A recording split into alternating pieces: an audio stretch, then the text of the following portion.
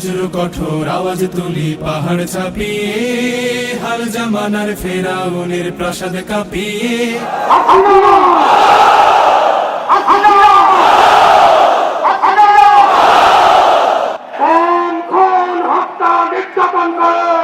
আওয়ামী লীগ বাংলাদেশকে একটি ব্যর্থ রাষ্ট্রে পরিণত করেছে।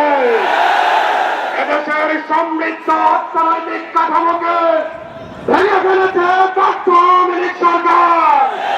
এই শান্ত শীতল ভূভাগে যে আগুন ধরালো, ভ্রাতৃপ্রতিম সমাজ ধারায় হিংসা ছড়ালো, সেই স্বৈরাচারীর দের কবর রক্তে নাচুক তপ্ত খবর, প্রাণ যদিও যায়। ইসলামী ছাত্র শিবিরের উপর অমাননীয় নির্যাতন চালিয়ে ইসলামী ছাত্র শিবিরকে নিশ্চিহ্ন করার প্রয়াস চালিয়েছেন। জাতিবাদীরা তাকিয়ে দেখো, ইসলামী আন্দোলনকে নিশ্চিহ্ন করা যায় না। ইসলামী ছাত্র শিবিরকে নিশ্চিহ্ন করার শক্তি তোমাদের নেই। বাংলাদেশের মানুষের অধিকার প্রতিষ্ঠার জন্য রাজপথে আপামর জনতাকে সাথে নিয়ে দুর্বার আন্দোলন করে তুলুন। জাতিবাদের তক্তে পাউস ভেঙে চুরমার করার পূর্ব পর্যন্ত শিবির ক্ষান্ত হবে না ইনশাআল্লাহ। আয় তারুণ্য আয় আয় অগ্নিগিরির লাভার মতো উদ্গিরিত হই, দুঃখ শোকের মাঝেও চির উজ্জীবিত রই। আজকের এই সমাবেশ এই সরকার বেশিরভাগের সরকারের পতনের জন্য। আজকের এই সমাবেশ 2006 সালের 28 অক্টোবরের ঐতিহাসিক প্রতিশোধ গ্রহণ করার সমাবেশ।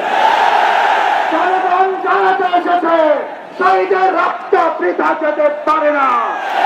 জনগণ জানাতে এসেছে শস্ত্র চত্বরের রক্ত বৃথা যেতে পারে না। মুক্ত স্বাধীন দু হাতে যে শেকল পরালো, স্বপ্ন সজীব চোখের কোণে অশ্রু ঝরালো, সেই অত্যাচারীর বুকের চাতাল ভেঙে দেনে হিংস্র মাতা তৃপ্ত চরণ ঘাই।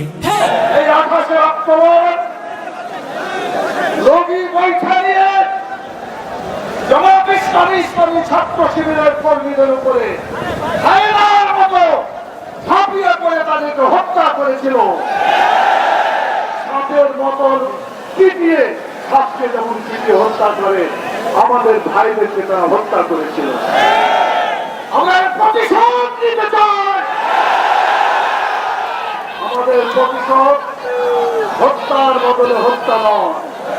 আমাদের প্রতিশোধ আমাদের ভাইরা যে কারণে শহীদ হয়েছেন, আল্লাহ তাআলা যেন তাদের সেই কাম্য যে ছিল আল্লাহর আইন এবং সত্যের শাসন কায়েম করা, বাংলাদেশে কোরআন এবং সুন্নাহর আইন চালু করে আল্লাহর আইন এবং সত্যের শাসন চালু করে আমরা প্রতিশোধ নিবই ইনশাআল্লাহ।